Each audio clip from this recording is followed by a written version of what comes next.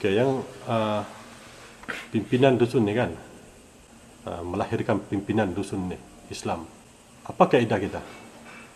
Supaya meruah Islam di kalangan dusun, yang selama ini berbagai cop yang dibagi. Semada copnya keluhan daripada kita sendiri, kemudian pihak-pihak yang berkaitan memandang serong. Kalau kita salahkan orang dusun, tidak juga. Kalau kita salahkan orang lain pun barangkali. Cuma yang sekarang ini kita tidak kita tidak ada satu pemikiran baru di kalangan orang Islam dusun. Ini yang penting. Jadi bagaimana kita untuk mencari orang-orang ini? Adakah tiada? Atau sebaliknya? Memang setakat ini adalah yang biasa-biasa kan. Tapi kita tinggal sekarang nih, kita macam ibu dan bapak bah, sedang mengandung untuk melahirkan pemimpin. Jadi setakat ini kita belum melihat siapa-siapa yang mampu atau berani ke depan. Siapa yang mampu ataupun berani ke depan sudah saja maklum bahwa dia akan melalui 3 perkara. Pertama yang ada pada diri dia yaitu keyakinan dia sebagai bekal menjadi pemimpin. Dan yang kedua, bila dia maju ke depan, dia akan apa saja berkorban. Berkorban dari segi masa, dari segi harta, dari segi pemikiran, dan yang ketiganya, dia ada satu keluarga yang besar. Baru dia berani bercakap dan ke depan. Kalau hanya dia ada ilmu, dia ada keyakinan, tapi dia tidak ada paling kurang keluarga yang besar, maka apa yang dia mau bawa, apa modal dia, apa model dia, apa dia nak tunjukkan kepada siapa, dan siapa dia perdengarkan kepimpinan dia, mesti bermula daripada kecil. Nah, jadi itulah masalah sekarang ini. Orang itu siapa? Oke, barangkali masalahnya sekarang ini di mana-mana pun kita, baik kita masuk di kampung, di bagian PBU atau di mana-mana di seluruh Sabah dalam dunia dusun nih, masyarakat dusun, nada itu sama. Kalau kita melihat kepada orang-orang politik, misalnya wakil rakyat itu sebagai yang kita harapkan mereka ini, sudah semestinya kita akan kembali kepada sejarah asal Islam itu dibawa oleh Mandul Sarif, kemampuan mereka, dan banyak lagi lah. Dan sekarang ini, kenapa Tuan Haji tiba-tiba memikirkan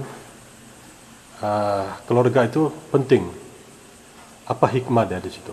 Kalau pemimpin politik bagi negeri Sabah, katakan dia OIB, dia tidak semestinya dia pemimpin umat Islam.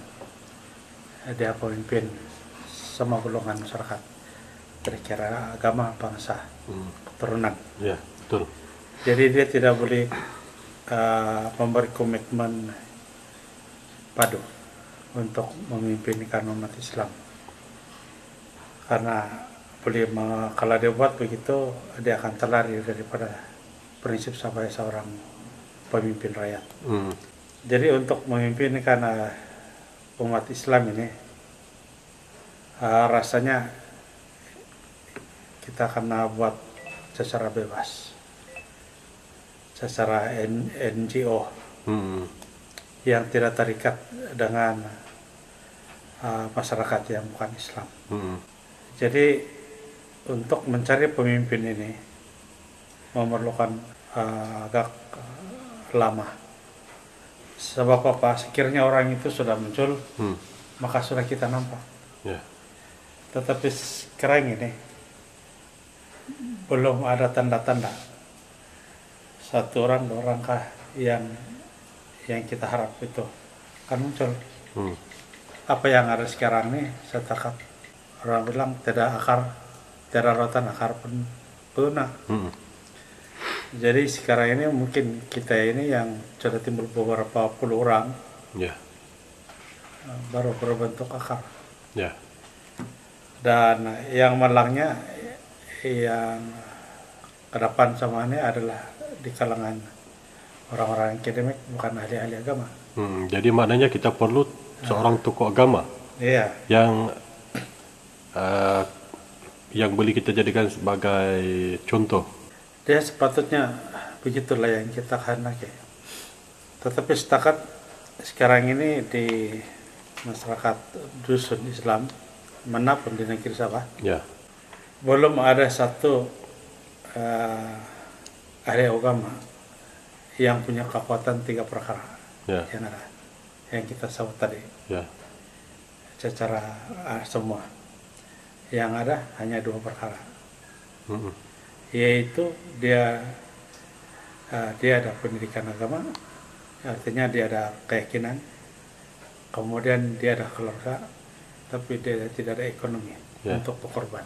Jadi ini yang kelemahan sekali individu itu.